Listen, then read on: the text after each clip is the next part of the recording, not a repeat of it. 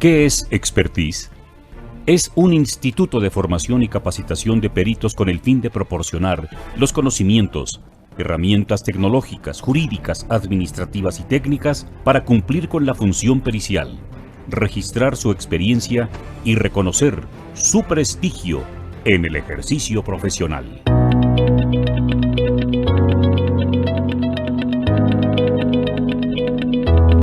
Nuestra filosofía: mejorando al ciudadano, se mejora la ciudad.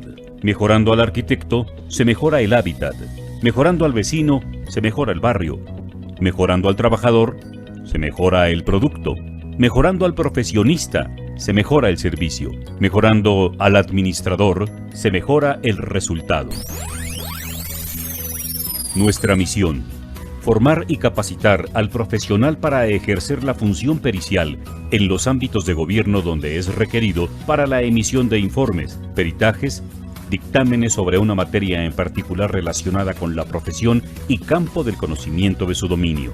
A los profesionistas de la arquitectura, ingeniería civil, topografía, profesionistas de las ingenierías en instalaciones especiales, urbanistas, restauradores y las profesiones requeridas para ejercer la función pericial y el otorgamiento de la responsiva técnica en materia de proyectos y obras sujetas a licencias o permisos de construcción, acorde con la normatividad vigente en los municipios del país.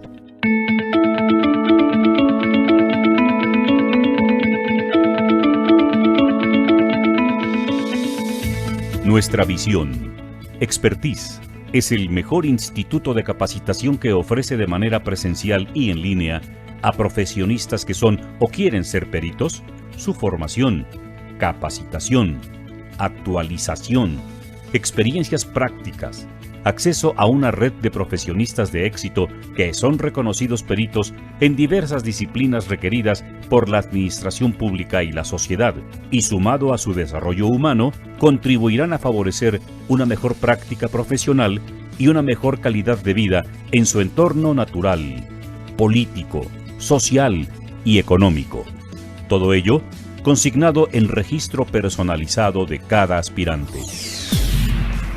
Nuestros valores: orden, responsabilidad, profesionalismo, confianza, prestigio, innovación, ejercicio ético, experiencia, registro.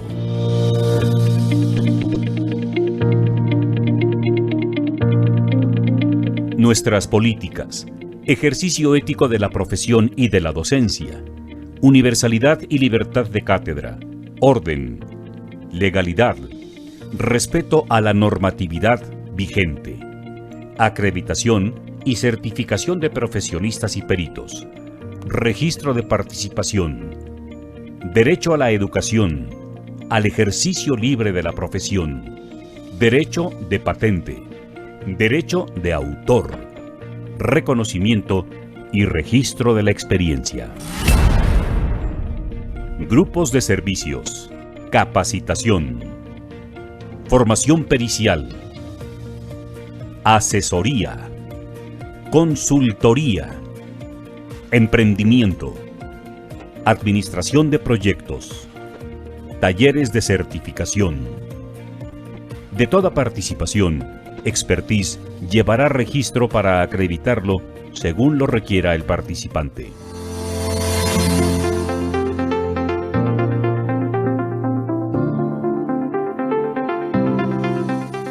Expertise ofreció 32 conferencias de prestigiados profesionistas que compartieron sus conocimientos y experiencias obtenidas a lo largo de su vida profesional, con ética y generosidad para la mejora del profesionista y su comunidad.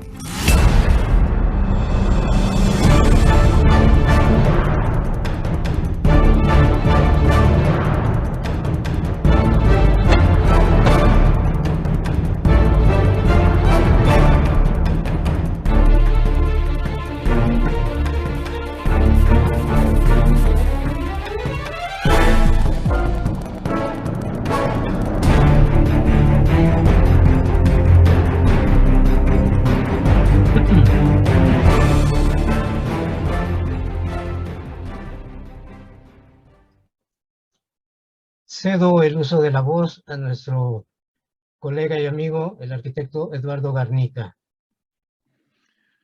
Muchas gracias, arquitecto Mendoza. Pues es para mí un privilegio y un honor darle la bienvenida al arquitecto David Jiménez Guillén, así como cada uno de nuestros invitados el día de hoy.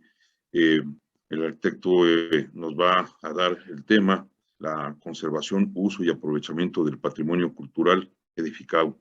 Es el director del Centro INA Guanajuato, y tenemos una semblanza preparada para ustedes con el perfil del arquitecto Jiménez Guillén. Arquitecto Mendoza, si fuera tan amable de ponerla, por favor.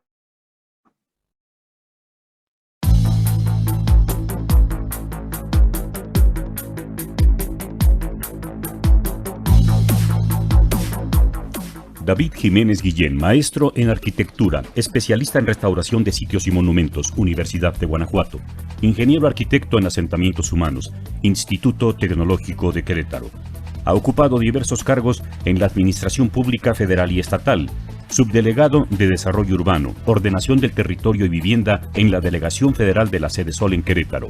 En el Gobierno del Estado de Querétaro, coordinador de proyectos y obras, Instituto Queretano de la Cultura y las Artes, jefe del Departamento de Planeación, Dirección de Sitios y Monumentos, CEDUOP, director de Patrimonio Monumental, Vocalía Estatal de Centros Históricos. Con 35 años en la docencia en diversas universidades como Universidad de Guanajuato, Universidad del Valle de México, Universidad Autónoma de Querétaro, Instituto Tecnológico y de Estudios Superiores de Monterrey.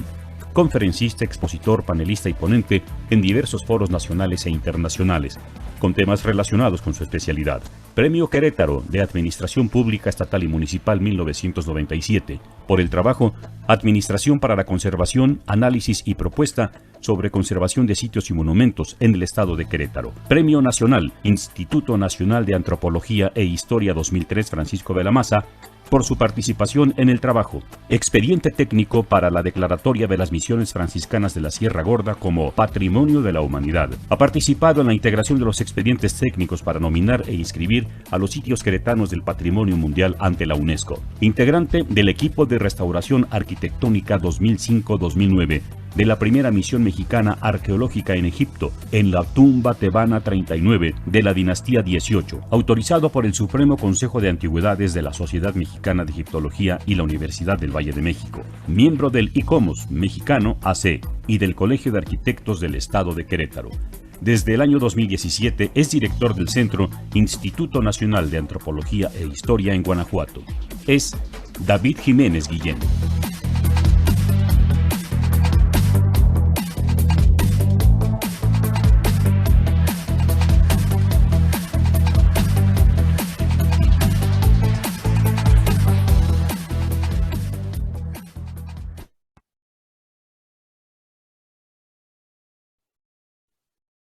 Pues, arquitecto David Jiménez Guillén, un placer contar con su presencia en el día de hoy, y lo reitero, y bueno, sin más preámbulo en este tema que para mí es mi tema favorito, lo que es el patrimonio, pues le damos el tiempo, arquitecto, para que nos pueda ayudar con esta información que tiene preparado para hoy nosotros. Gracias, muchas gracias.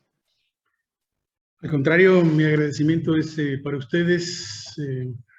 Eduardo Garnica, gracias por la presentación. Muchísimas gracias, arquitecto Benjamín Mendoza, por la invitación que me hace a compartir pues parte de esto que también nos apasiona, al igual que el arquitecto Garnica, que es la conservación del patrimonio cultural. Y bueno, pues sin mayor preámbulo, pues sí saludo a todos a quienes nos ven a través de las redes por la que se está transmitiendo esta participación, y bueno, pues sin mayor preámbulo, pues vamos a compartir una presentación que hemos preparado con mucho gusto para todos ustedes. Y que ahora no la encuentro, por cierto.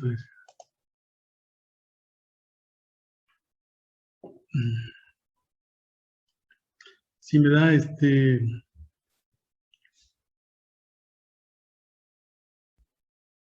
Si tengo ya yo el permiso para compartir. Arquitecto Benjamín. Sí, arquitecto, está habilitada. Okay. Y mire que hicimos la prueba y ahora no se deja. Verificado, sí está habilitada. Sí.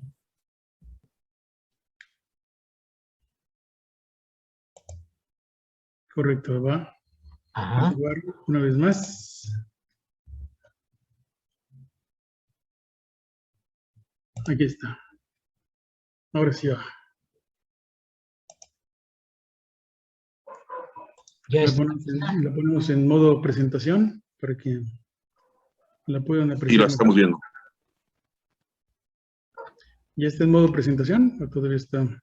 Todavía está en modo de diseño. Ahora sí. Ahora sí, ¿verdad? Ahora sí, pero se ven dos ventanas. La actual y la siguiente. Ok. Entonces voy a hacer un ajuste.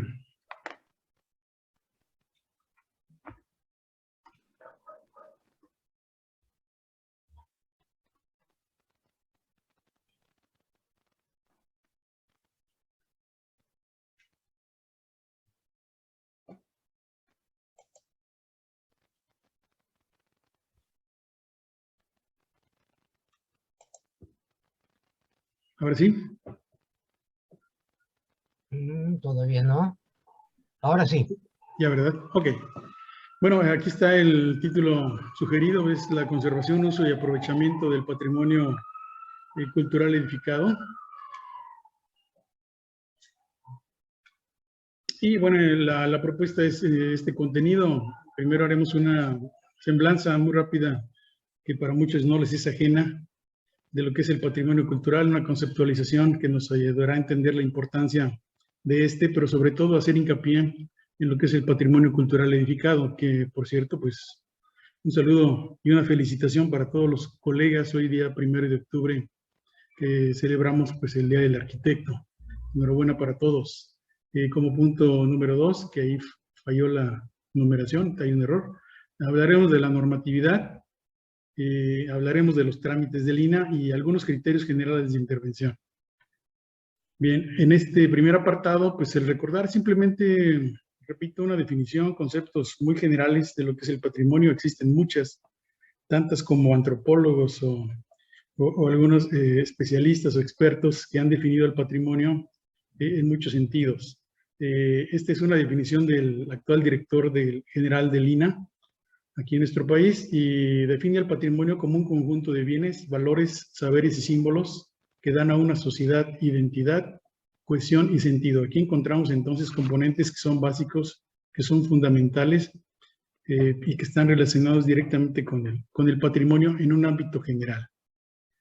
Otra definición acuñada de lo que es el patrimonio mundial se dio aquí en México en 1982, entendida como pues el patrimonio cultural de un pueblo. Comprende las obras de sus artistas, arquitectos, músicos, escritores y sabios, así como las creaciones anónimas surgidas del alma popular y el conjunto de valores. Mucha atención con esto. Habla justamente de esto, de valores que dan sentido a la vida, es decir, las obras materiales, por supuesto las inmateriales, que expresan la creatividad de ese pueblo. Y aquí también engloba la lengua, los ritos, las creencias, los lugares, por supuesto, lo material, monumentos históricos, la literatura, las obras de arte, los archivos y bibliotecas a manera de ejemplo.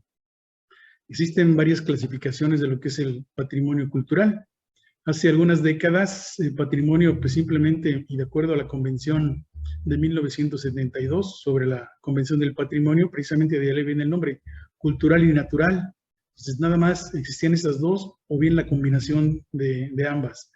Se acotaba y entonces dejaba muy corto pues el gran abanico y la riqueza de expresiones culturales que posteriormente pues tendrán una connotación en otra convención, el año 2003, que es la Convención del Patrimonio Inmaterial. Bueno, ahí se señala simplemente el enfoque que vamos a dar de toda esa variedad de expresiones culturales, como arquitectos o como especialistas en conservación, pues lo vamos a dedicar a lo que son los inmuebles, a través pues también de varias de sus expresiones, que vamos a hablar más adelante. Estos son simplemente algunos ejemplos. Aquí coinciden, todos son templos, ¿verdad? Pero de distintas latitudes, pero que nos ayudan a introducirnos a este apartado de lo que es el patrimonio cultural. Otra definición, pues nos habla aquí de una nación, comprende a todos aquellos bienes que son expresiones y testimonios de la creación humana propias de ese país. Y bueno, pues aquí habla de algunas características que deben tener. Sobre todo, dice que estos bienes son preservados porque individuos o la sociedad, a través de organizaciones creadas para ello, le confieren algún significado especial, ya sea estético, documental, histórico, educativo o científico. Es decir, finalmente somos las personas las que patrimonializamos precisamente a los objetos y le damos ese carácter porque lo consideramos valioso. Y bueno, esta es la otra parte del patrimonio inmaterial, que también una de las definiciones de patrimonio es que el patrimonio es indivisible e inalienable, es decir, que el patrimonio no se puede dividir. Sin embargo, para efectos de analizarlo, de estudiarlo y de atenderlo, sí se hace esa división entre lo material y lo inmaterial como esas dos grandes categorías. Y aquí vemos algunos ejemplos, repito, y son alusivas a la Convención del 2003 del Patrimonio Inmaterial. Son expresiones mexicanas que han tenido reconocimiento, comenzando por la festividad del Día de Muertos, que ya prácticamente en un mes estaremos celebrando. Y ahí ven otras de estas expresiones que ya tienen esa categoría, ese reconocimiento dentro del patrimonio mundial. Y bueno, pues hablando y adentrándonos un poquito en lo que nos interesa, el patrimonio cultural pues ha evolucionado. Como vemos, esa clasificación primero tuvo un reconocimiento como monumento, como un bien aislado. En el mejor de los casos, pues, se reconocía a la ciudad, los centros históricos, los sitios, los conjuntos, pero hoy por hoy la variedad de expresiones se ha permitido agrupar en términos como paisaje histórico-cultural. Se está conmemorando 10 años de esas recomendaciones que hace el UNESCO, o de categorías también ya reconocidas en la lista de Patrimonio Mundial, como son los itinerarios culturales. Pues de tal manera, pues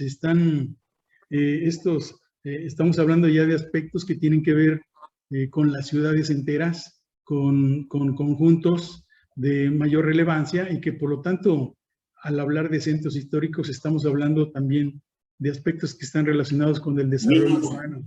5 pisos. Y entonces dijimos, no, vamos a hacer 7. No, es que se necesitan 2 elevadores. No es si me ayudan, por favor, con el audio. Sí, cómo no. Sí. Compañeros, muy buenas noches. Hay alguien que tiene por ahí el micrófono encendido. El primer nivel o la planta baja, vamos a medio nivel, tenemos un nivel completo, y entonces vamos a poder hacer una serie de combinaciones. 7 paradas de elevador, vamos a tener 5 o 6. ¿Por qué? Porque... Parece que sí. Ya. Gracias por silenciarlo. Perdón por la interrupción. Gracias. Bueno, entonces decíamos que estas categorías pues ya implican una concepción mucho mayor. Es decir, que ya están sujetas precisamente al desarrollo urbano, que son fenómenos que se abordan desde el ordenamiento territorial y que por lo tanto están sujetos a la planeación y a normatividades específicas para asegurar su protección en este nuevo enfoque de una visión integral. Y bueno, pues hablamos de estas expresiones que obviamente se complementa la parte de lo que es el paisaje natural con la obra del hombre, ya sea edificada de manera individual o como conjunto, dando como resultado pues imágenes como la que estamos viendo en esta presentación, ¿no? Con todo un conjunto, con un paisaje urbano histórico que da cuenta justamente de la creación y de la combinación tanto por parte de la naturaleza y también con la mano del hombre. Bien, y hablando pues ahora sí de intervenciones ya sobre el patrimonio cultural, ¿quiénes deciden respecto a la gestión? Pues primeramente las comunidades o las redes, ¿verdad? Ya constituidas como tales, los propietarios de los bienes que viven en ellos, o en sus cercanías, o también todos aquellos interesados en mejorar la gestión de su patrimonio. Ellos lo valoran, lo acogen, lo protegen, lo conservan, lo utilizan, bien lo pueden visitar, pero sobre todo lo conocen. El otro grupo está constituido por los profesionales que intervienen directamente en la conservación y la gestión de los bienes del patrimonio. Y por supuesto las instituciones, a partir precisamente de la creación de la UNESCO, como una entidad que se enfoca precisamente a los aspectos de la cultura a nivel internacional. Por supuesto, ya en el plano nacional, las autoridades, tanto federales, estatales y municipales, los organismos no gubernamentales, como en este que estamos participando, o los organismos consultivos especializados, como es el ICOMOS, por supuesto las universidades y otras instituciones. Entonces, como vemos, el interés y la decisión por la gestión del patrimonio puede ser atendida por estos tres grandes grupos entre los principales, que no serían los únicos tampoco. Bien, y bueno, el principal valor del patrimonio cultural es precisamente lo cultural, el carácter intangible y cualitativo. Sin embargo, no se puede olvidar que además de este valor, el patrimonio cultural constituye indudablemente una fuente de riqueza. Y aquí se empieza a poner interesante. Es una fuente de riqueza para diversos sectores, generando importantes actividades económicas directamente relacionadas con su identificación, su protección, por supuesto su conservación, la restauración, la gestión y la puesta en valor. Entonces ven cómo se va complicando un poquito más porque son distintos los enfoques, los intereses que puede haber sobre el patrimonio cultural. Bueno, algo se convierte en patrimonio cuando hay un primer acto de valoración, ya lo veíamos, ¿no? Es decir, hay una atención sobre ese objeto cultural y por lo tanto se da una apropiación por parte de los agentes sociales, ya sea directamente de las comunidades o por mediación a través de la administración. Y aunque los estudios sobre el impacto económico del patrimonio cultural, es decir, lo que se puede lograr a través de él, son escasos y recientes, todos los estudios existentes revelan su notable importancia como un motor de desarrollo en los sectores público y privado, un porcentaje de retorno de la inversión alto y un beneficio directo de las economías locales. Entonces vemos aquí cómo ya estamos asociando aspectos del patrimonio cultural con otros factores, tanto sobre todo económicos y un factor de desarrollo también, además de todo lo que implica, lo que ya veíamos con los que está relacionado con los aspectos meramente culturales. Bien, y hablando recalcando esta importancia del patrimonio cultural, también está escrito por parte de la UNESCO que la noción del patrimonio es importante para la cultura y el desarrollo en cuanto constituye el capital cultural de las sociedades contemporáneas. Contribuye a la revalorización continua de las culturas y las identidades. Es decir, entonces, como vemos aquí, se está asociando precisamente con un capital social. Entonces, más allá de lo que es este sentido de pertenencia, que puede ser individual y colectivo, y ayuda a mantener la cohesión social y territorial. Por lo tanto, se considera que el patrimonio cultural es esencial para promover la paz y el desarrollo social, ambiental y económico. Esto dentro de un enfoque, como vemos aquí, estos componentes de lo que se conoce como pues, desarrollo sostenible. Entonces, como vemos, entonces el patrimonio ya entra a otra connotación, a una mayor relevancia. Ya no lo vemos meramente desde el punto de vista romántico, pues de la conservación de los monumentos, simplemente por su conservación, sino que ahora el patrimonio cultural se constituye como un factor para el desarrollo de las propias comunidades. Bueno, entrando en esta materia, pues hablaremos nada más de esa parte del patrimonio cultural, de ese gran abanico, el edificado, ¿verdad? Y comenzaremos diciendo, pues que con esta idea de la arquitectura y la ciudad constituyen el patrimonio cultural edificado, dado que es el mayor producto cultural que el hombre puede crear como conjunto. No hay obra dentro de las expresiones y de la creación humana más grande por su tamaño, por sus dimensiones, hablando de ciudades, como hoy las conocemos, que permanezca por más tiempo. Hoy por hoy aprendemos de ciudades milenarias, ciudades que fueron construidas hace muchísimos años y todavía siguen siendo fuentes inagotables del conocimiento precisamente sobre los grupos que las vivieron, que las construyeron, que las habitaron, ¿verdad? Que las utilizaron. Entonces, esto nos permite precisamente, a partir de las ciudades, entender justamente al género humano, así en términos muy amplios, muy generales. Bien, sin embargo, este patrimonio pues también es frágil y es un recurso no renovable. Cada vez que se demuele, cada vez que se pierde un monumento, se pierde para siempre. No es posible, aun cuando se reconstruya, obtener justamente pues, esa categoría, esos valores esenciales que lo identifican como patrimonio cultural. De ahí que entonces pues, radica una responsabilidad actual, ¿verdad? Para asegurar la preservación de nuestra herencia cultural. Y a eso va dirigida precisamente esta charla. Una vez que estamos conociendo esta conceptualización, bueno, ¿qué es lo que podemos hacer? ¿Cómo podemos actuar para que esto no se destruya? Por el contrario, se conserve, pero sobre todo que sea útil para la sociedad. Y esto nos lleva pues a que la dinámica urbana en las ciudades hacen que se presten para adoptar cambios de uso o reuso de los espacios edificados, sobre todo los históricos. En términos generales se considera que una remodelación no sería aceptable, pero tratándose de monumentos y sitios patrimoniales, la remodelación es inaceptable, ¿sí? ¿De qué hablamos aquí entonces? De que, como lo vamos a comentar en unos momentos más, la actividad de la conservación de monumentos pues sí va enfocada hacia la participación de especialistas, de restauradores, y que la remodelación no es susceptible, no es aplicable a los monumentos históricos. Recuerden que remodelar implica pues volver a modelar, y aquí no, aquí se trata de que ya son espacios ya creados, ya establecidos con ciertas características y valores que es necesario que el uso se adecue al espacio y no al revés. Entonces, hay que conocer, por lo tanto, cuáles son las características de los inmuebles para ver cuál es el uso más conveniente que permita precisamente la conservación de los valores.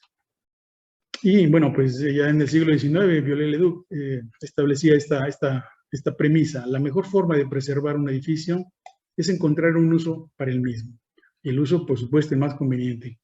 Y hoy por hoy se habla de este concepto que es el que está permeando. Se habla de conservación integrada del patrimonio cultural, como el conjunto de medidas que tienen por finalidad garantizar la perpetuación de dicho patrimonio, su mantenimiento en el marco de un entorno apropiado, ya sea creado por el hombre o por la naturaleza, así como su utilización y adaptación a las necesidades de la sociedad. Fíjense bien, ahí está precisamente cuál es el objetivo. Se orienta hacia la revitalización de monumentos históricos, adecuándolos a una función social.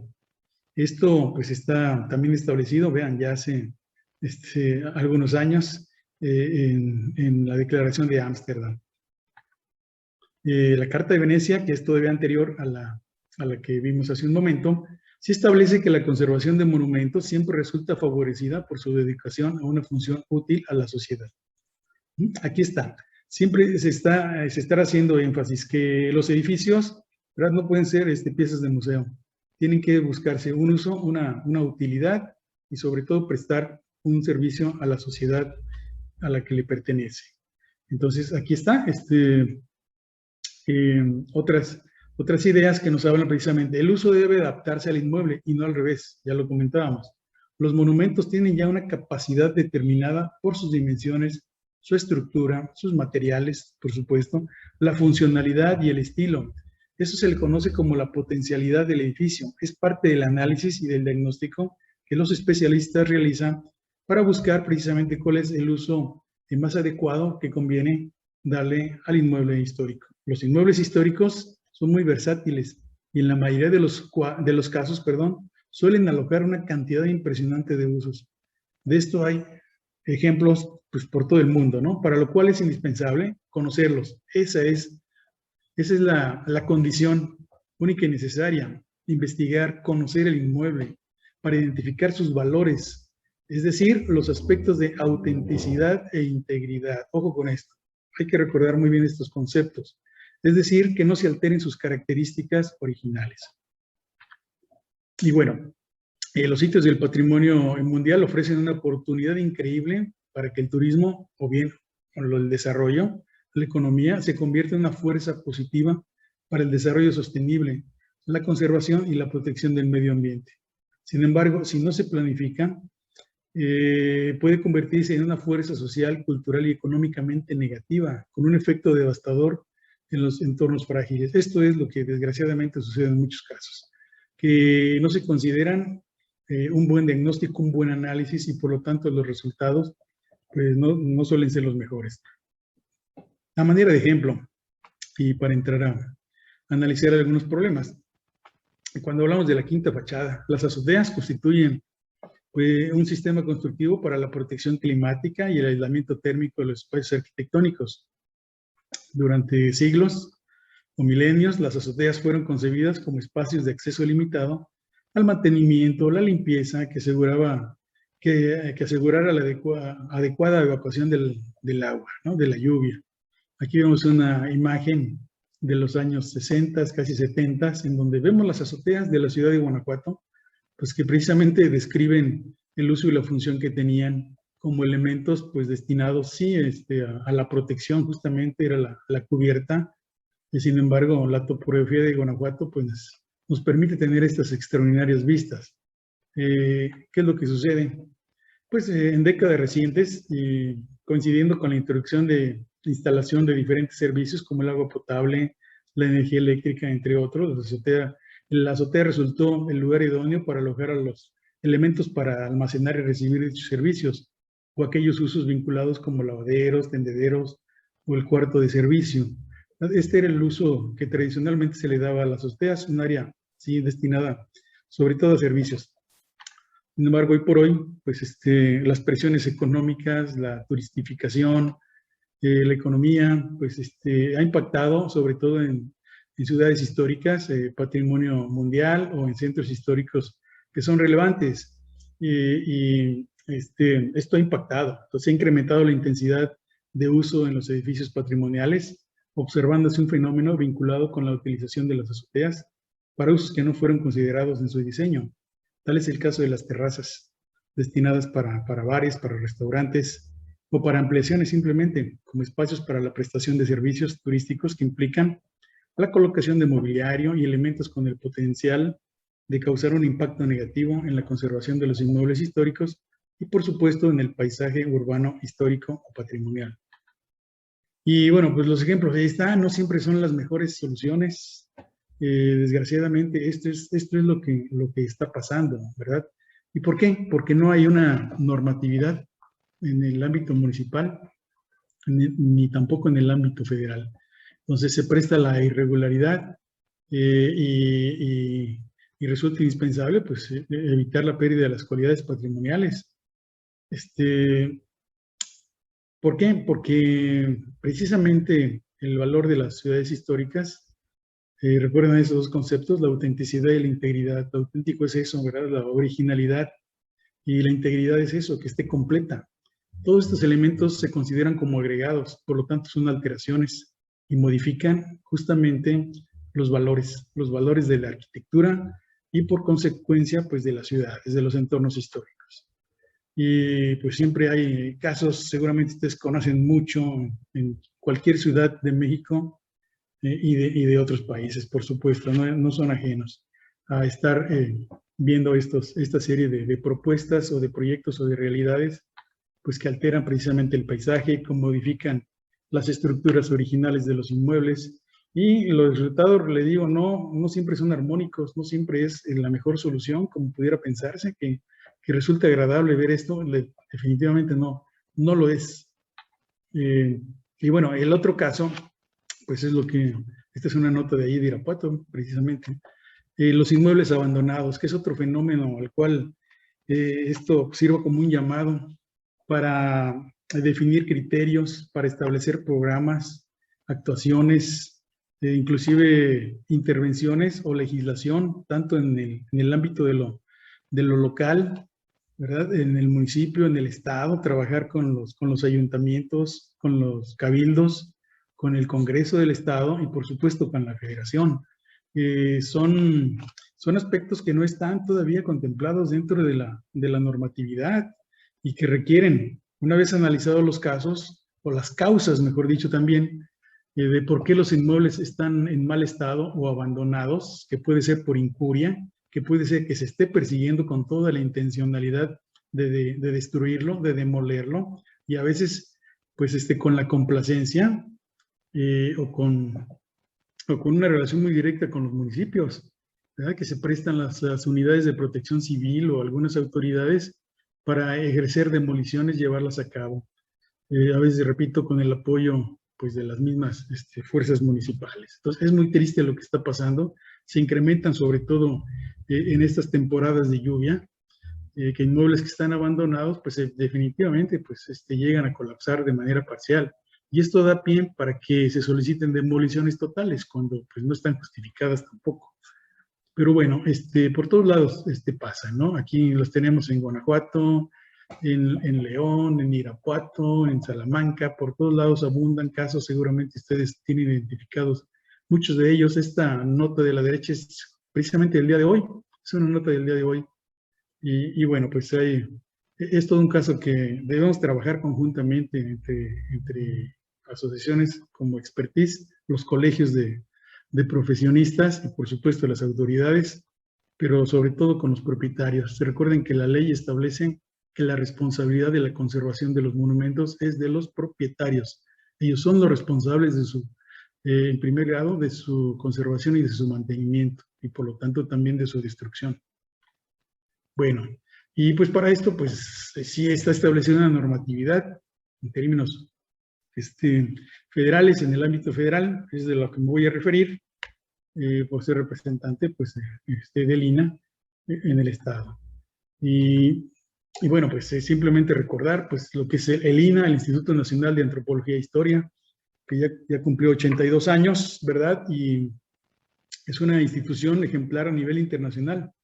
Su carácter, diversidad de actividades y funciones van desde el ejercicio de la autoridad, como son estos actos de autoridad, el otorgar licencias, suspender obras o ejercitar precisamente este tipo de acciones, pero también se realiza investigación científica, restauración y conservación, formación de profesionistas a través de las escuelas que tiene en algunas, sobre todo en la Ciudad de México y en algunas otras ciudades, en las áreas de antropología, la arqueología, la historia, la conservación y restauración del patrimonio cultural de los mexicanos.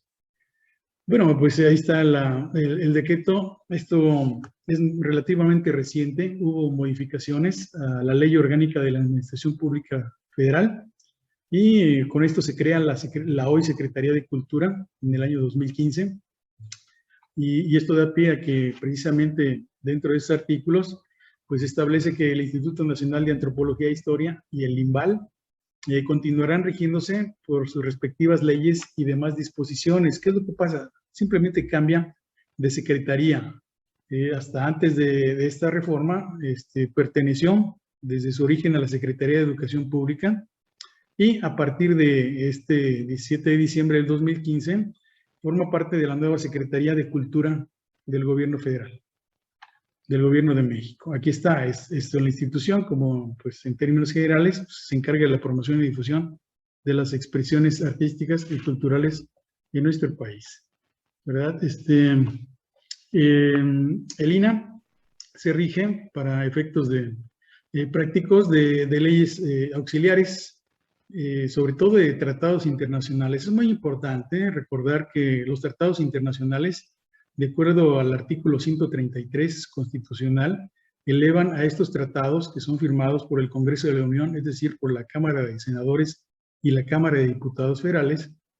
Esta convención, esta en particular, la del 72, México se adhirió en 1984 y por lo tanto la elevan a nivel de la Constitución. Tomen nota de esto, es decir, los tratados internacionales adquieren un rango constitucional. Y bueno, también hay directrices prácticas. La última actualización es la del 2019, que si bien es para efectos de la lista del patrimonio mundial, la Convención para la Protección del Patrimonio Mundial, Cultural y Natural. Bien, en cuanto a las leyes federales, está la Ley General de Bienes Nacionales, la Ley Federal de Procedimientos Administrativos, la Ley de Amparo, la Ley Federal de Procedimiento Contencioso Administrativo, el Código Penal y el Código Civil Federal.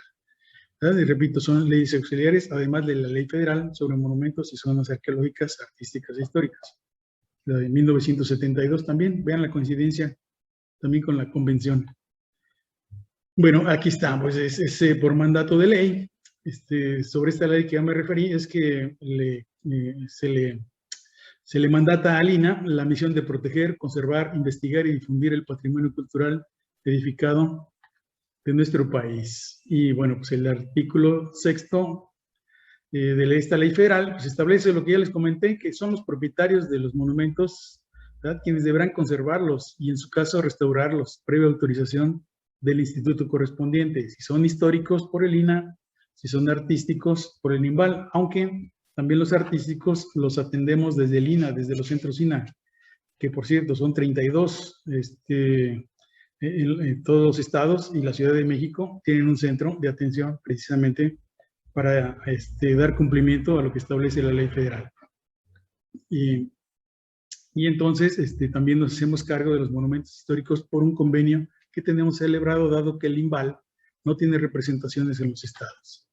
Bien, ¿cuál es la competencia del INAH? Que se da en estos 4 supuestos. En una intervención en monumento histórico, que son los inmuebles construidos entre los siglos XVI al XIX y posterior a las primeras décadas, sobre todo estos artísticos, que también son competencia del INVAL, y repito, por convenio con el INAH también los atendemos. Si se trata de intervenciones colindantes a monumentos históricos, es decir, los inmuebles contiguos a un inmueble histórico. Y luego también la competencia es en zonas de monumentos, que son áreas delimitadas y que se relacionan con sucesos históricos nacionales relevantes. Estos se establecen mediante decretos del Ejecutivo Federal, es decir, del Presidente de la República. En Guanajuato tenemos 4, en San Miguel, Guanajuato, Pozos y Dolores Hidalgo. Y también en las zonas Patrimonio UNESCO, como ya vimos, pues, derivados de este acuerdo internacional. Ese es polígono delimitado establecido mediante una declaratoria y la inscripción de un bien cultural, natural o mixto. Bueno, en esos 4 casos, pues es de los que se debe solicitar licencia a través de los centros INAH. Bueno, aquí está el sustento legal y normativo. Ya nos referimos a la ley de 1972, pero aparte de esta, existe el reglamento de la ley federal, ¿verdad?, que justamente se complementa con la ley federal. Aparte de esto, existe la ley orgánica del INAH, que habla sobre la estructura del instituto, pero también viene a complementarse con el reglamento de la ley orgánica, que habla de las atribuciones y competencias justamente de las diferentes áreas que conforman el INAH. Y por supuesto la Convención para la Protección del Patrimonio Mundial Cultural y Natural y sus directrices operativas del 2019. Bueno, las facultades del INAH, pues aquí está el articulado, no me voy a detener mucho en ello. Simplemente establece que pues, se requiere de licencias para cualquier obra en zona o en monumento, ¿verdad? Desde un anuncio, desde una pintura, hasta cualquier otro tipo de intervención requieren de la licencia del INAH. Y luego, pues el que también en los predios colindantes, por supuesto, pues el permiso correspondiente. Y luego, pues también la facultad que le otorga al INAH para suspender cuando no se cuenta con la licencia correspondiente, en el artículo 46. Y bueno, pues aquí está, establece también que los particulares y las autoridades, previo a la realización de obra, deben solicitar su autorización, ¿verdad? Y si no, pues viene pues, la amenaza de la suspensión. Bueno, y también pues que los responsables de las mismas, ¿verdad?, serán susceptibles de ser sujetos a los procedimientos administrativos y coactivos correspondientes. Y pues lo que también habla de las sanciones, cuando pues se incumple con esto, pues se puede imponer prisión de 3 a 10 años y multa hasta por el valor del daño causado. Pero pues no hay que ir con amenazas, hay que irse por la derecha, como dicen, ¿no? Los trámites del INAH, pues hay aquí todo un catálogo de trámites, repito, desde anuncios, obra en monumento, obras mayores, en colindancias, o que están en zonas de monumentos, o bien que no están en ninguno de estos supuestos, pero se localizan obras nuevas, pero que están en zonas de monumentos. Y este último, que es bien importante y que casi nunca lo solicitan. Si ustedes quieren saber si una propiedad, un inmueble es monumento histórico, pues hay que solicitarlo así. Se llama calidad monumental. Se solicita la calidad monumental y ahí se establece si es o no monumento histórico. Y bueno, pues hay formatos que ahorita vamos a ver que hay un link. Todo esto ya es de manera virtual. Todo está en línea. Se pueden hacer todos los trámites, descargar los formatos o llenarlos ahí en línea, subir todos sus solicitudes, dependiendo pues del formato que requieren. Ahí está. Este es pues el formato al que van a poder acceder con todos los requisitos, ¿verdad? El recabar las firmas. Y bueno, pues ahí está alguno de los requisitos que se piden para poder realizar el trámite completo. Y es muy importante esto. El que muchas veces llegan aquí a la ventanilla y únicamente ingresan el proyecto del nuevo uso, pero se les olvida que antes del nuevo uso pues hay una intervención previa. Debe haber un diagnóstico y un proyecto de restauración que permita precisamente conservar las condiciones y después hacer la propuesta pues del nuevo uso. Entonces, sí es por eso que se requiere pues también de la experiencia, de que el perito pues tenga los conocimientos de cómo intervenir los inmuebles y de cómo realizar un buen proyecto. Y aquí está el link, simplemente es trámites.ina.gov.mx. Y repito, existe el sistema institucional de trámites y los plazos están establecidos, ¿verdad? Entonces, esto les da la certeza de llevar un seguimiento de en dónde está su trámite, a diferencia de cómo se venía realizando tradicionalmente, de presentar todo en ventanilla y los planos impresos, ¿no? No es necesario, no es necesario acudir, todo puede realizarse en línea, sobre todo en estos tiempos de pandemia que llevamos. Bueno, ahí está. Bueno, esto ya es información adicional, está disponible el Catálogo Nacional de Monumentos Históricos, también en ese link. Lo pueden buscar así como Catálogo de Monumentos del INAH, y ahí pueden acceder pues a todo esto. Sí, pero es muy importante hacer esta observación. Tomen nota de esto. La determinación del monumento está definida por la ley federal y no por el catálogo de monumentos. Entonces, un monumento histórico no necesariamente está catalogado. Es decir, en un catálogo ni están todos los que son, ni son todos los que están, para acabar pronto. Entonces, si el catálogo simplemente es un compendio general de monumentos históricos, pero no de todos los monumentos históricos. Es por eso que el ejercicio de catalogación es una acción permanente que tiene el INAH. Continuamente se está catalogando, no es que se catalogaron y ya nada más fueron esos, no.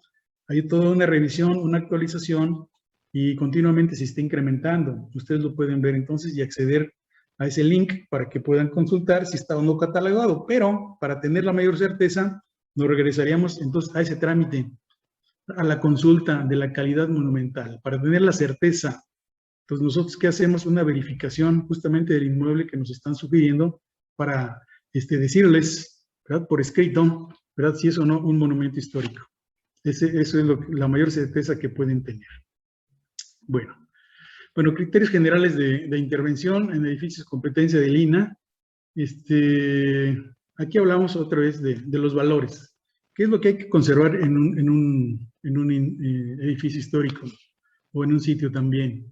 ¿Verdad? Son todos aquellos elementos materiales y espirituales que determinan su imagen, especialmente la forma urbana, hablando de las ciudades históricas, por la trama o la lotificación, la forma y el aspecto de los edificios, tanto al interior como al exterior. Ojo, a veces creen que el INAH nada más protege fachadas, totalmente falso.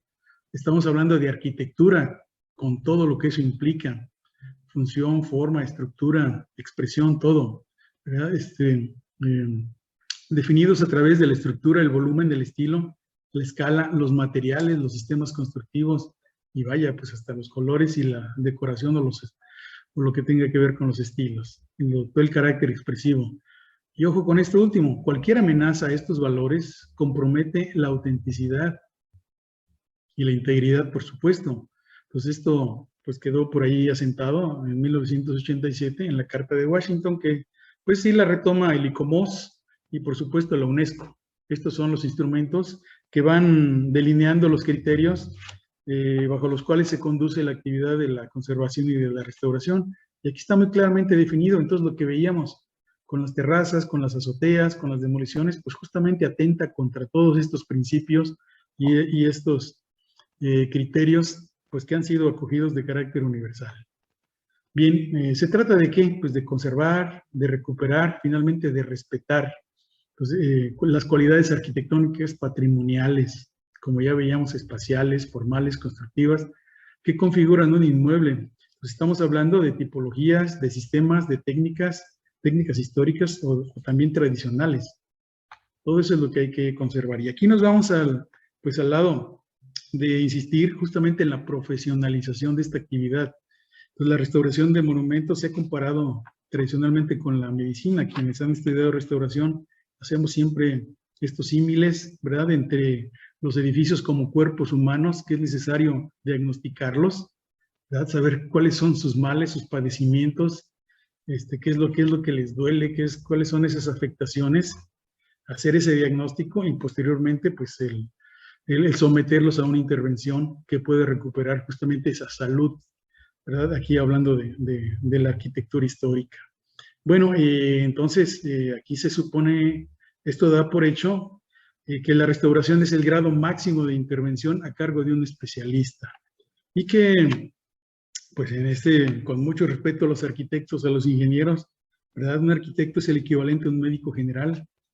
Entonces, como toda profesión, si queremos ser especialistas, pues vámonos a estudiar la maestría, ¿verdad? Así de directo se los digo, ¿verdad? Son formaciones, así como hay estructuristas, como hay paisajistas, pues también están los restauradores, y esto se obtiene pues mediante una tesis, la defensa de un grado y una cédula profesional, que es lo que precisamente pues les otorga esta facultad para intervenir monumentos históricos.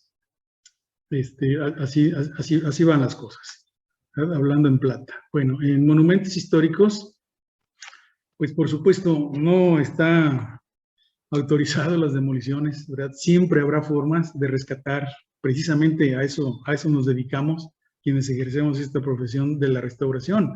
Para eso estudiamos. A veces es que ya está cayendo, es que ya no es posible, es que ya tiene un desplome de 30, pues sí, aunque tenga de 40 o de 50, siempre es posible recuperarlos, revivir muertos, como también decimos en términos llanos, y evitar precisamente todo esto. Entonces nunca van a encontrar de parte del INAH licencias para demoliciones totales, ¿verdad? Podrá haber, mediante un análisis y justificación, pues ver cuál evidentemente ya es imposible de conservar y hacer liberaciones parciales, pero no en su totalidad. Eso ya forma parte de una intervención. Y nada más dejan la fachada. Ahí sí nada más dejan la fachada. El interior desaparece por completo. Bueno, por lo tanto se debe hacer énfasis en respetar, recuperar las cualidades formales y volumétricas de la fachada colindante a la vía de la primera crujía. Esto es en el peor de los casos, ¿verdad?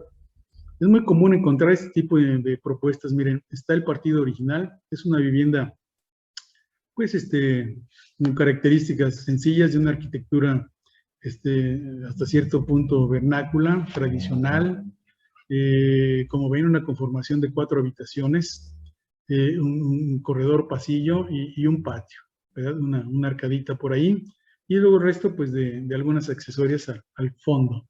Sin embargo, pues se les hace muy fácil hacer este tipo de propuestas, ¿verdad? Demoler para meter coches, ¿verdad?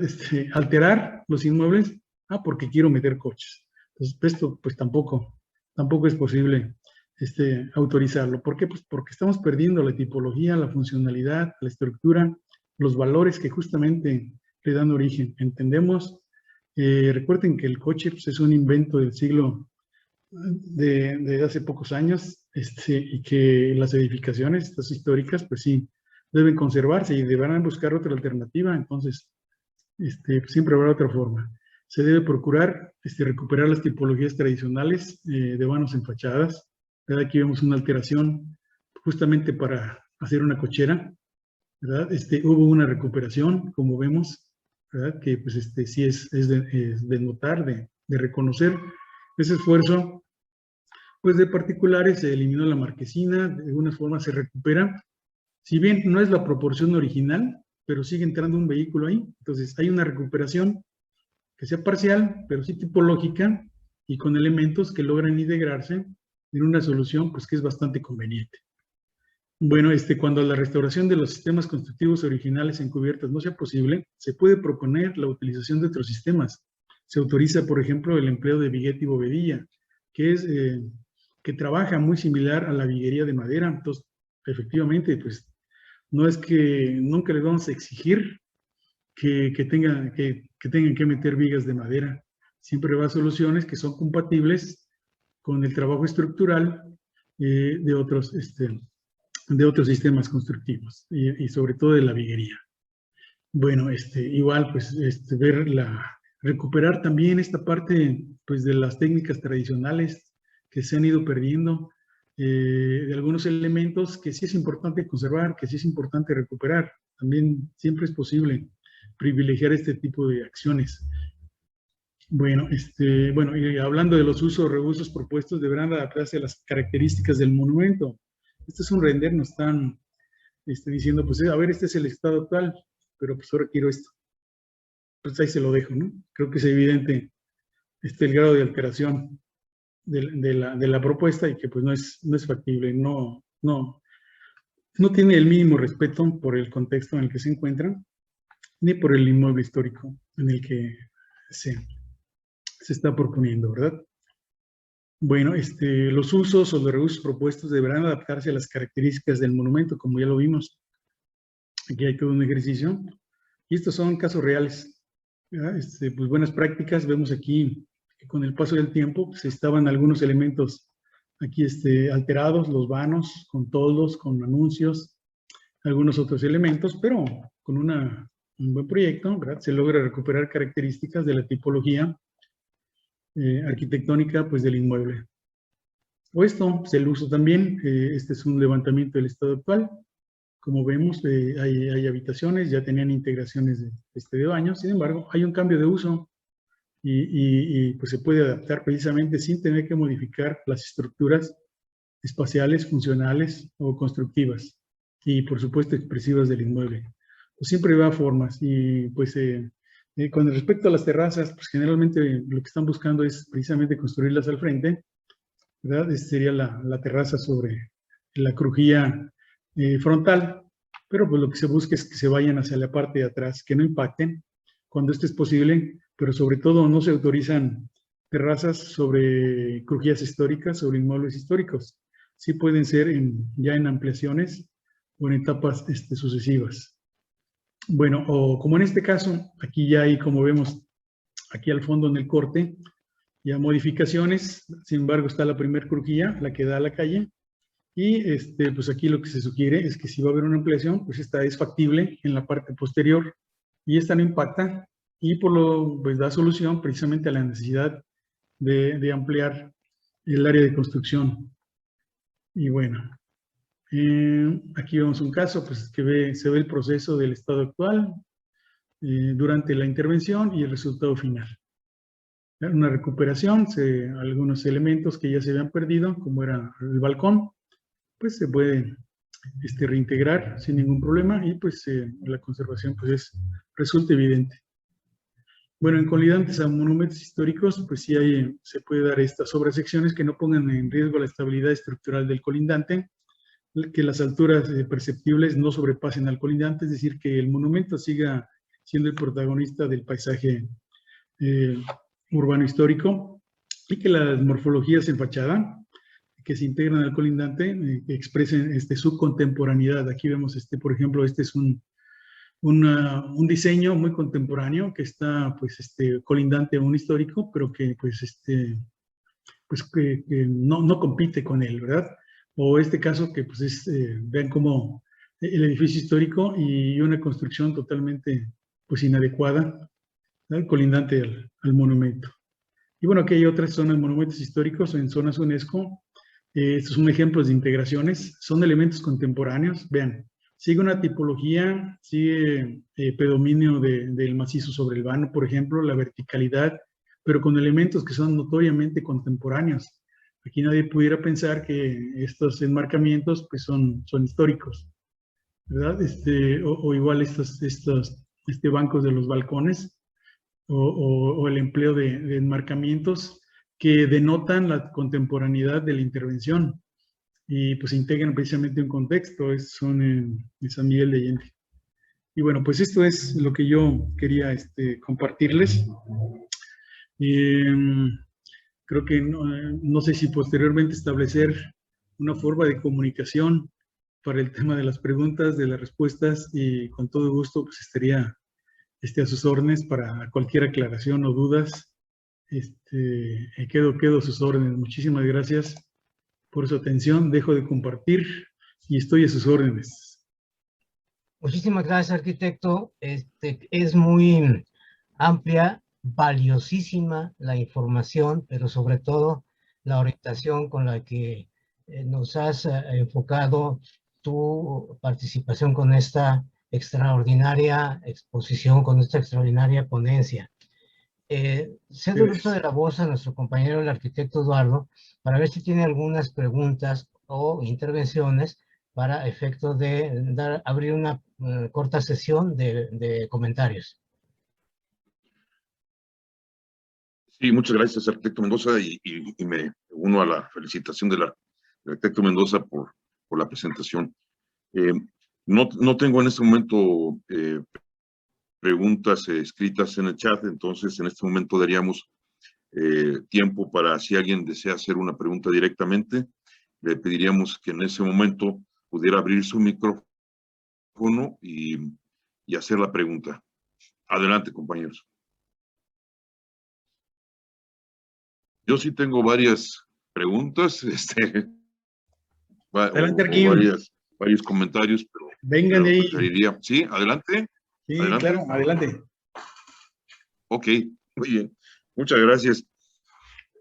En la semana que transcurrió tuvimos una presentación del doctor Juan Elías, y hacía yo mención de algunos casos como los que refería aquí, arquitecto, los que están pasando en Irapuato, y me refería a ella como las esquinas ruinosas que tenemos en Irapuato.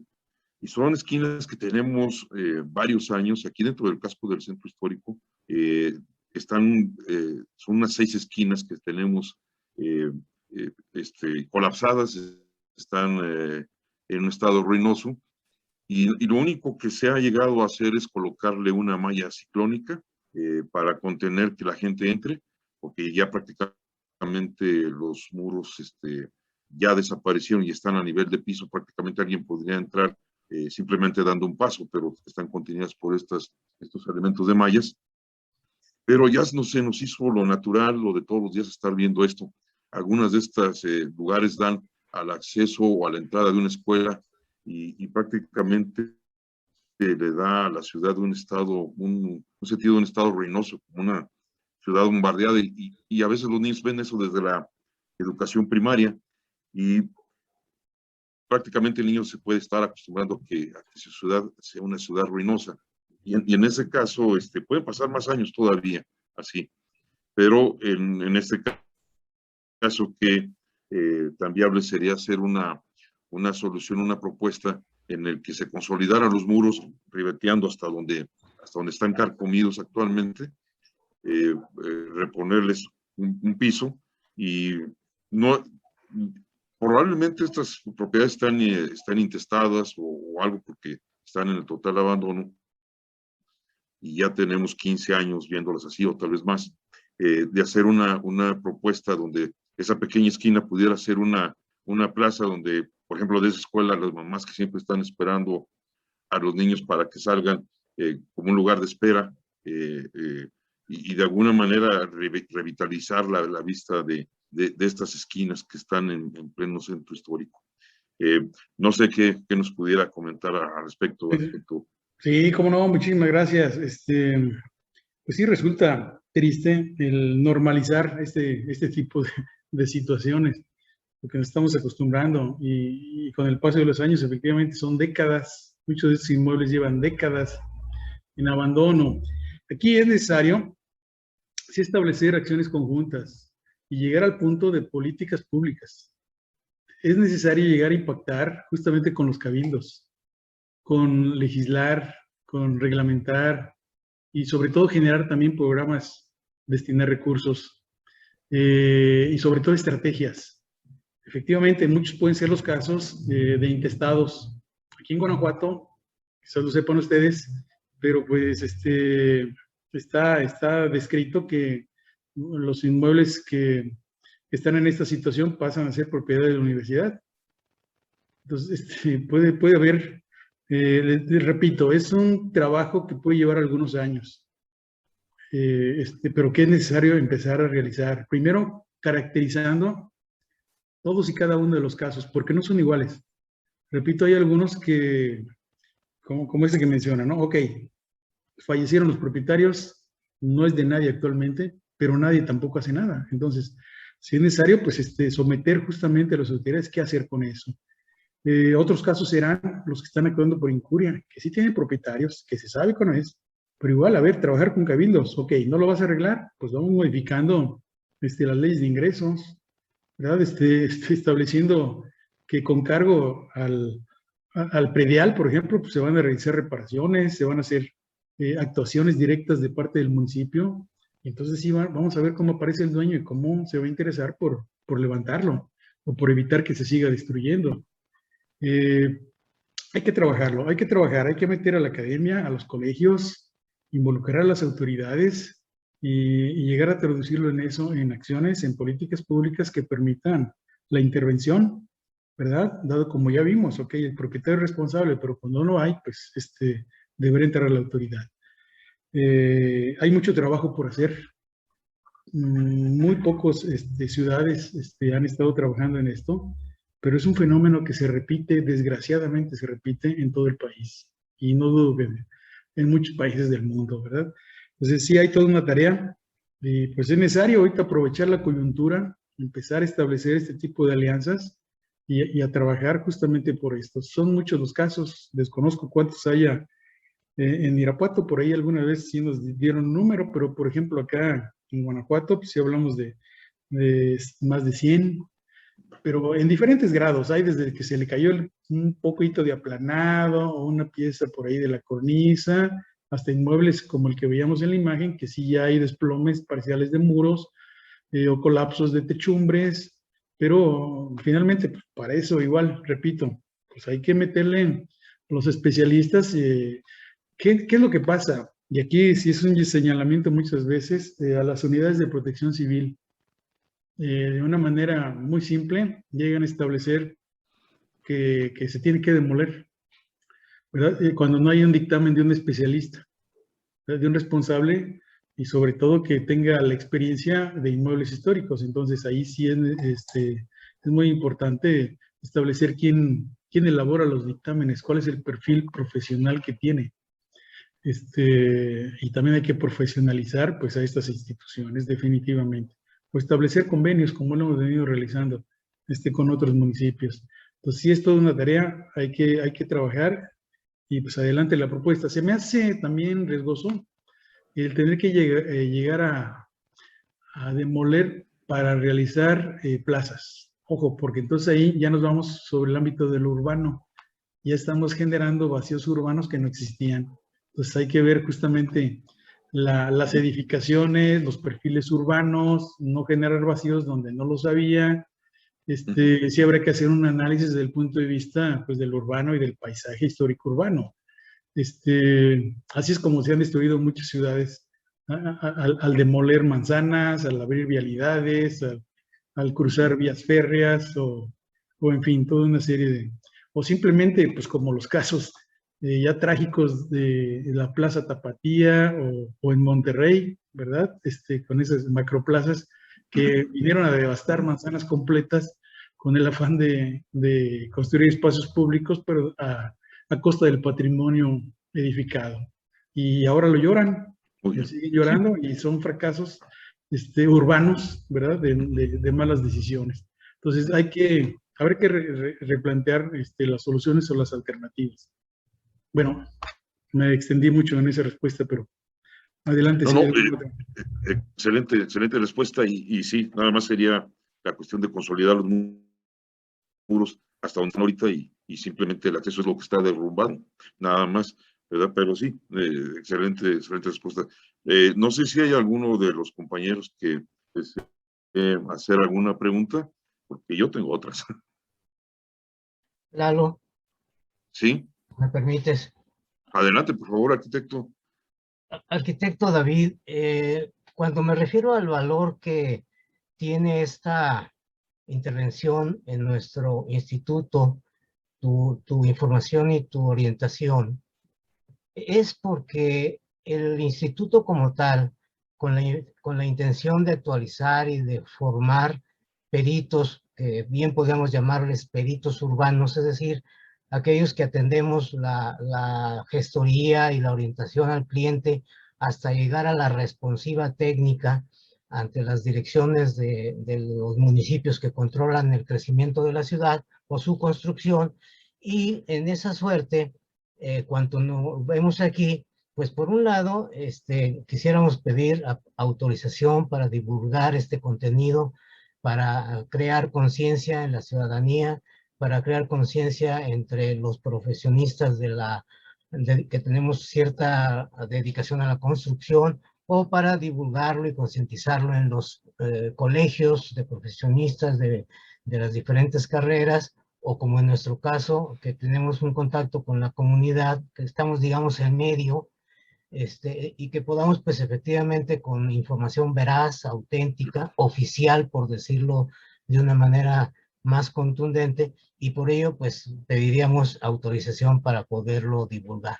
Y con la siguiente intención, que es la segunda parte de mi intervención, eh, a veces se dice, a veces es pretexto, pero a veces es real, que muchos de los propietarios no conocen el valor de su inmueble, de su propiedad, o la conocen a medias y no tienen una plena concientización del valor que esto tiene, del valor histórico, artístico o cultural.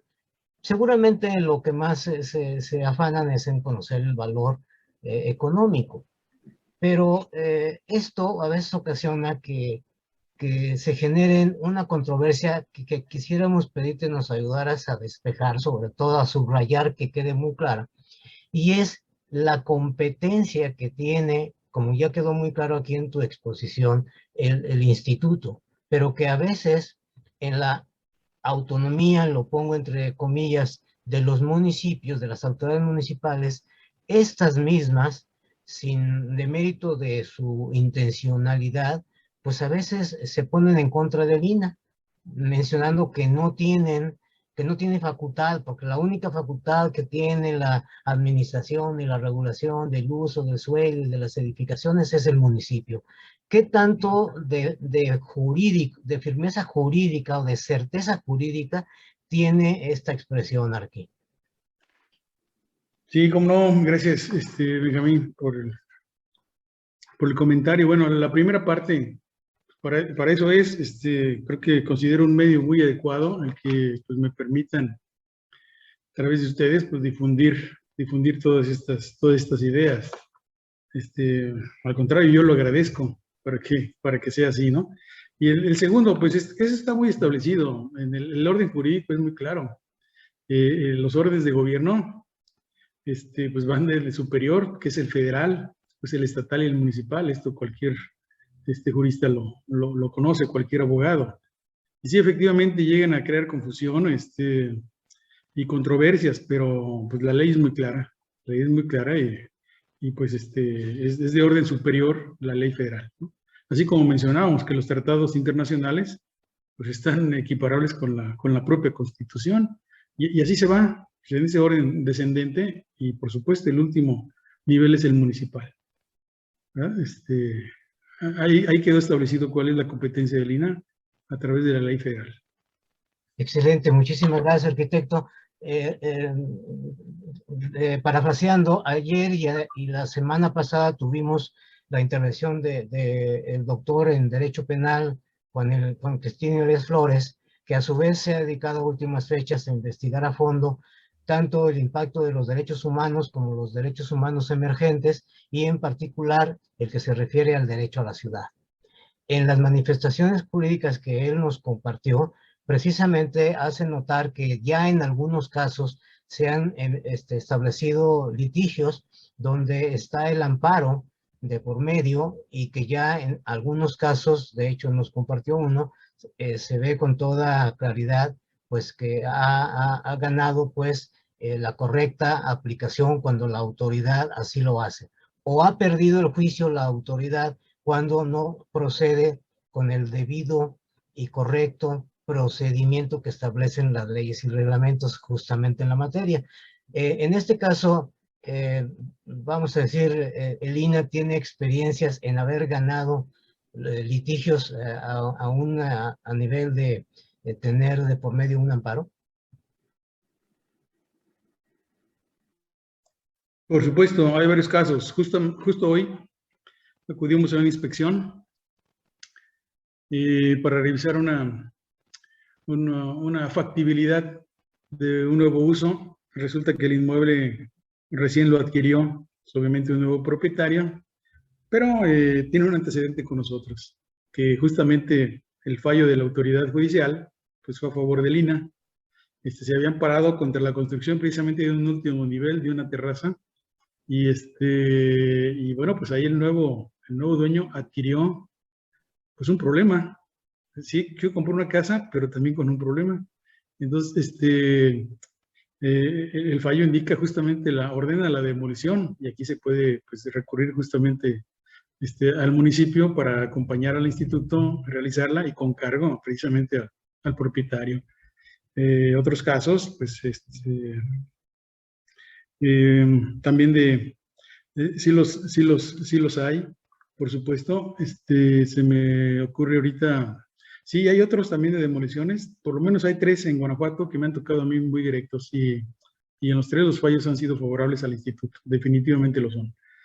Pero también, por ejemplo, un caso muy sonado que lleva pues, 6 años, que terminó en una decisión salomónica.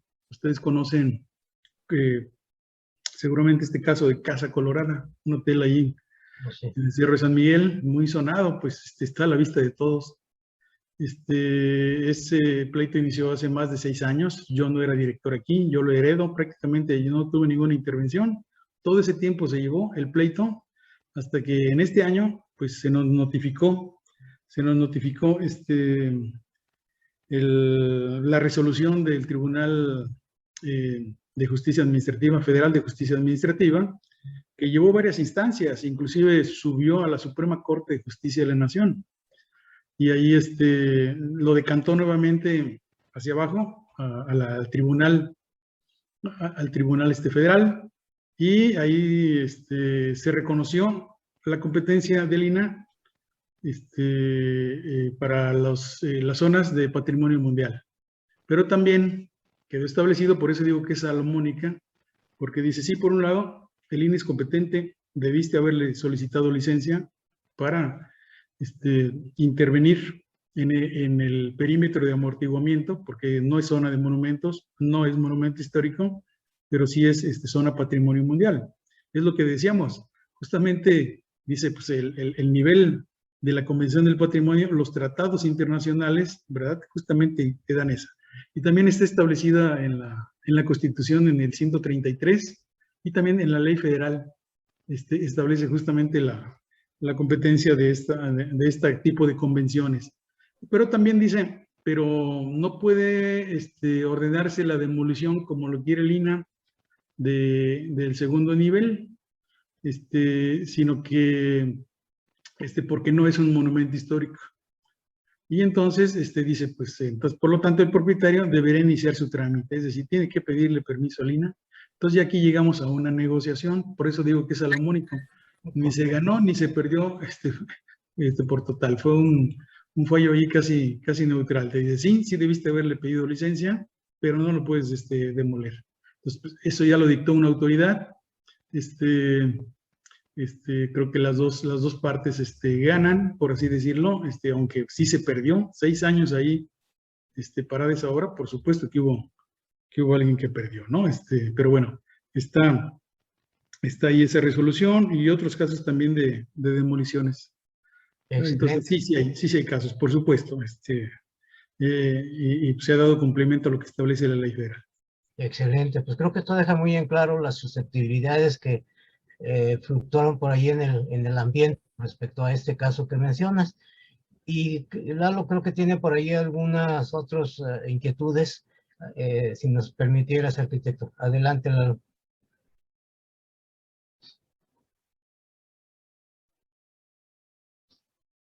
Tu micrófono está inactivo.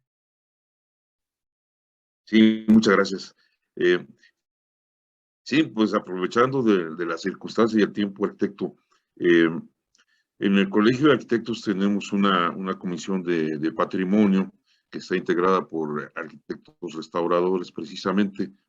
Le comento esto de hace aproximadamente un poquito más de 2 años, cuando yo convocaba esas reuniones y tratando de preservar y estar preocupados por el patrimonio de Irapuato.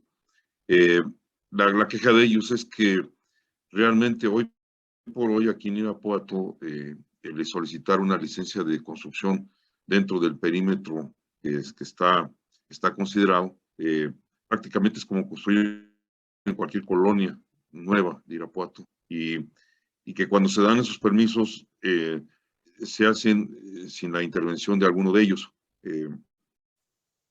Comentaba hace ratito de la cuestión de que, bueno, si van a intervenir allí, pues hagan la maestría.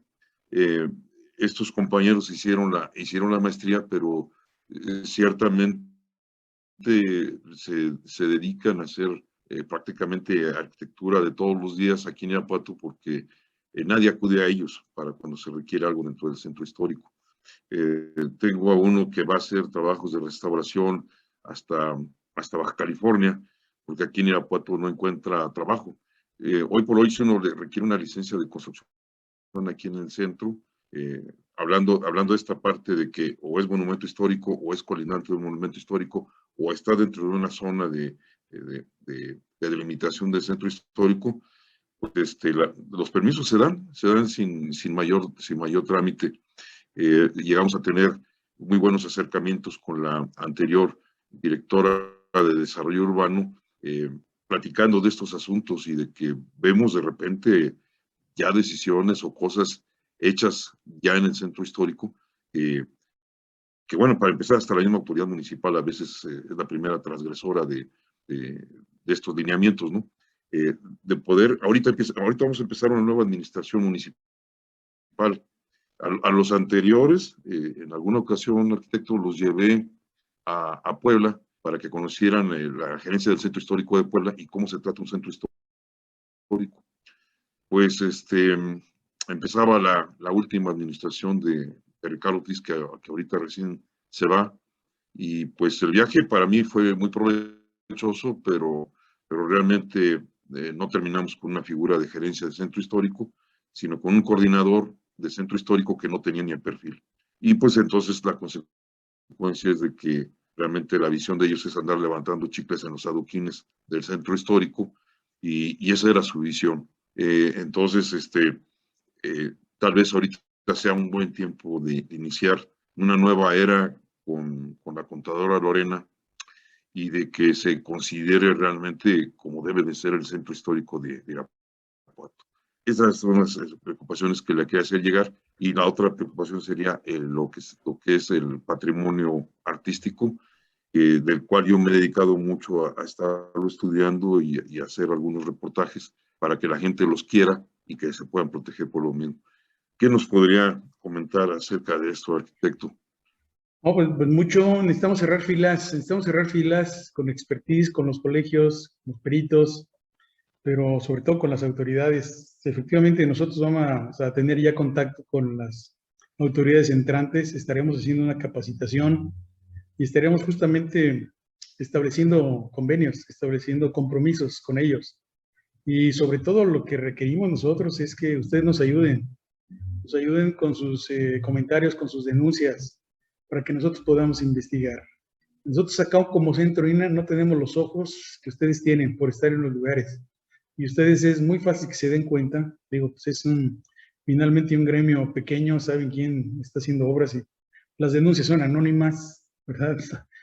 Nunca se tiene por qué identificar. Y eso nos permite a nosotros actuar cuando se dan estos casos. Y nosotros estaremos haciendo hincapié precisamente en esto, en profesionalizar la actividad de las intervenciones. Y nosotros evaluamos cuando son pocos los casos que nos llegaron de Irapuato, hay que reconocerlo también, pero sí nos llegan solicitudes de licencias, sí se acercan, y dependiendo justamente del tipo de intervención es que juzgamos la conveniencia o no de un perito especializado, de un restaurador. Cuando vemos que la intervención puede realizarla simplemente con asesorías, un arquitecto, ¿verdad? Igual procedemos a la autorización. Pero sí, vamos a cerrar filas en ese sentido, arquitecto. Sí, mucho su colaboración de parte de ustedes, como grupo, como institución, y el acompañamiento, pues, de todos los colegas, ¿no? Que están, metidos en esto de la construcción en términos generales. Sí, ¿cuál es la tendencia? Que se profesionalice, que cada vez, pues, va a llegar un momento que tengamos que exigir la cédula profesional. Repito, para casos de intervención que ameritan, pues, una mayor especialización, ¿no? Pero, pues, mi consejo sería eso, de parte del instituto, pues, el compromiso de acercarnos con la autoridad, de igual realizar compromisos con ellos y de llevar una coordinación y un acompañamiento muy directo. Muchísimas gracias. Así lo haremos y pues creo que Irapuato bien lo vale y le agradezco mucho toda esta... Por supuesto, algo que se me olvidó comentar es que para el caso de Irapuato, sí, pues no tiene una declaratoria de zona de monumentos. Eso facilita mucho. Pues cuando comenta que es como construir en cualquier fraccionamiento, pues sí, considerando si no hay una colindancia con monumento histórico, pues difícilmente podemos actuar.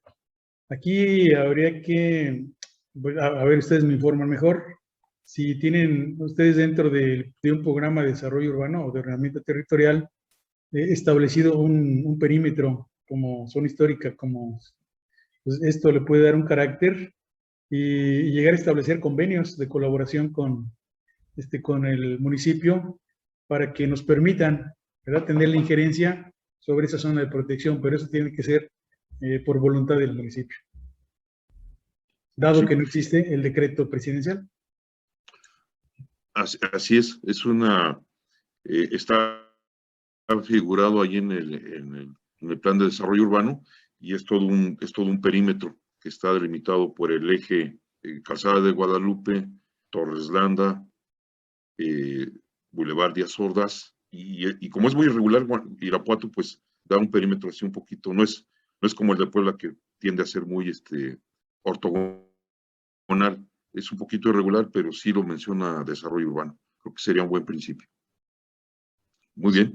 Complementando y confirmando lo expuesto por el arquitecto Garnica, efectivamente, además del plan de desarrollo municipal y el plan de uso del suelo de la zona urbana, existe un plan específico del centro histórico y tiene un reglamento específico. De suerte que, digamos, como instrumento jurídico, sí están los elementos como para formalizar un convenio de intervención entre diversas autoridades. Sin embargo, no huelga decir que esta delimitación del centro histórico hasta cierto punto está escasa de poder comprender los valores que realmente tiene la ciudad, porque estaremos de acuerdo en que en torno al centro histórico también existen barrios que tienen historia, que tienen raíces y que tienen patrimonio, que efectivamente pues hace falta considerarlos dentro de esta denominación o dentro de esta categoría. También cabe mencionar que es notoria es notorio el valor que tiene la estación del ferrocarril, las instalaciones fabriles que existen en su cercanía, la traza urbana de esa zona, que efectivamente fue pues de las partes iniciales de una conformación urbana en la ciudad a partir de la llegada del ferrocarril. Y así se suscitan una serie de hechos históricos que justifican en un momento dado tener una ampliación de la delimitación de la zona, ya no como centro histórico, sino la zona con monumentos o patrimonio inmueble con valor histórico, artístico o cultural. Ahí preguntaría yo, ¿qué tan válido es, arquitecto, que el municipio pueda generar, aparte de esta delimitación del centro histórico, una declaración de zona de monumentos a nivel municipal para irla elevando a los niveles correspondientes hasta llegar a la definición y declaración federal?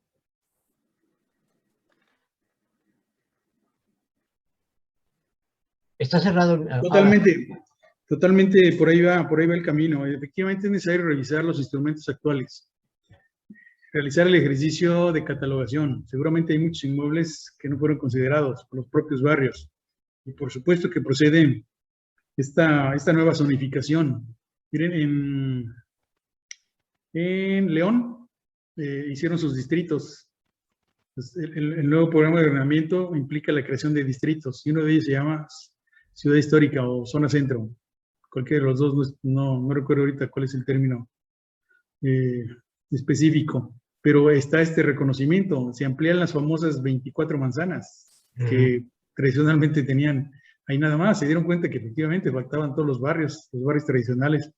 Existe, por ejemplo, el caso de Querétaro, del cual pues sí conozco más, que más allá de la zona de monumentos históricos decretada por el Ejecutivo Federal, en el año 1995, el ayuntamiento, mediante un acuerdo de cabildo, declaró la zona de centro histórico y barrios tradicionales.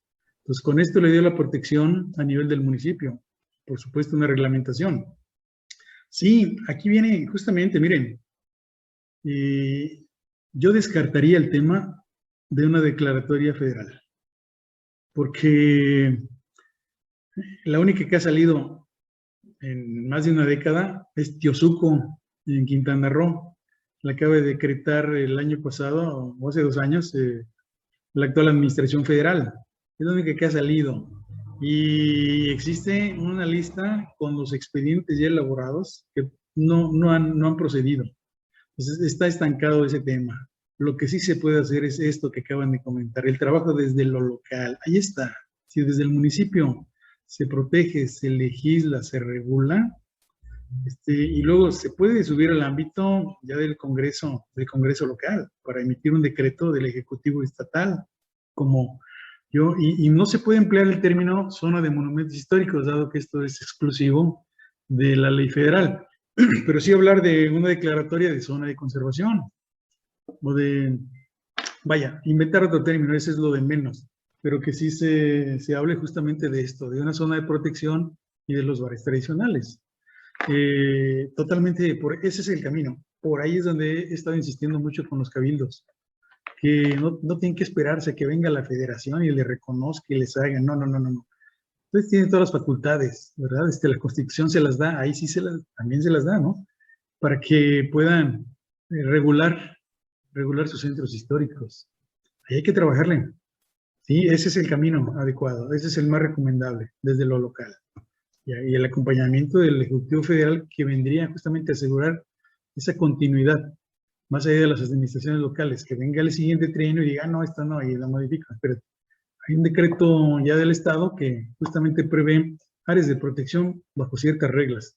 Entonces, sí, adelante, esto es muy factible y habrá que trabajar en ello. Excelente, arquitecto, pues ha surgido una razón más para agregarle valor a esta charla, a esta intervención y a esta autorización que nos permites para utilizar tu participación como un testimonio de la veracidad de la promoción que podemos tomar en responsabilidad, en compromiso, para difundir, para concientizar, para orientar y para apoyar a tanto ciudadanos como a peritos, que sería nuestra misión. No sé si hay alguna otra intervención entre las y los colegas. No, arquitecto, no hay otra intervención. Entonces, yo pienso que podemos dar por concluida esta sesión de preguntas. Ok, antes de concluirla, arquitecto Jiménez, el arquitecto Garnica es muy modesto, pero efectivamente dentro de sus investigaciones, y no lo he hecho de cabeza, es ya conocido aquí en el medio, que se ha convertido en el biógrafo, o uno más de los biógrafos del arquitecto Enrique del Moral, y consecuentemente de la obra que realizó en Irapuato, un arquitecto irapuatense distinguido en el ámbito internacional y que a veces es poco conocido o a veces es poco considerado en nuestro ámbito. De ahí el interés de sus preguntas, de algunas recomendaciones para cómo lograr preservar lo que precisamente cerca de la estación del ferrocarril se encuentran todavía algunas casas que diseñó y construyó el arquitecto Enrique del Moral para trabajadores y para obreros, y que desgraciadamente con el tiempo y con los intereses de los propietarios pues han ido desapareciendo. Sin embargo, todavía tenemos, al menos creo yo, Lalo es el que podría precisar, por lo menos creo que tenemos un ejemplar de cada tipo, no sé, Lalo. Sí, es correcto. Afortunadamente, eran casas de obreros y de empleados. Y efectivamente tenemos todavía unos prototipos, en algunos casos más de una, y había un estilo, una casa tipo única. Esa sí desapareció y la perdimos para siempre. Y dentro de lo que son las casas de empleados eran 5. De esas 5 se conservan 2, 3 cuartos, porque los sorprendimos cuando estaban demoliendo una de ellas y los detuvimos. Y tenemos esa que es la de empleados. De la casa de obreros están muy modificadas, pero existen las 5 casas de obreros. De esas hay 2 tipos. La A, que es una casa de una sola planta, y la B, que es una casa de 2 plantas, y persisten las 2, son del año 1936, que aún continúan de pie, algunas un poco modificadas, y alguna incluso hasta no la venden para que sea preservada como museo de la Casa de Enrique del Moral. Y pues todo este perímetro es bien interesante porque precisamente al ser industrial y en esa política que había antes de que el obrero y el empleado abría la puerta de su casa y ya estaba su centro de trabajo enfrente, en esa lógica todavía se dieron estas casas. Están en las inmediaciones muy cerca de la estación del ferrocarril, muy cerca de donde estaba la tenería, la fundidora, una fábrica de transformadores, los carruajes Fox, que eran tirados por animales, una fábrica de guarache, una fábrica de rebozo, la cremería Ligénica, la fundidora en la que trabajó el papá de Enrique del Moral. Era un trabuco industrial muy interesante y casi todo ello del siglo XIX, muchas construcciones que valía la pena conservar, del año 1904 para acá, que caen en el ámbito de lo artístico. Y ahí a veces es el patrimonio más indefenso que podemos tener. Pero ciertamente ahí la estamos cuidando y pues gracias a la intervención del Colegio de Arquitectos de Irapuato es que todavía pues permanecen por allí. Y la que se restauró y quedó 3 partes de la casa, le tuvieron que meter una manita de gato y vamos a tener esa por un buen rato. Es lo que podría comentar de esta región.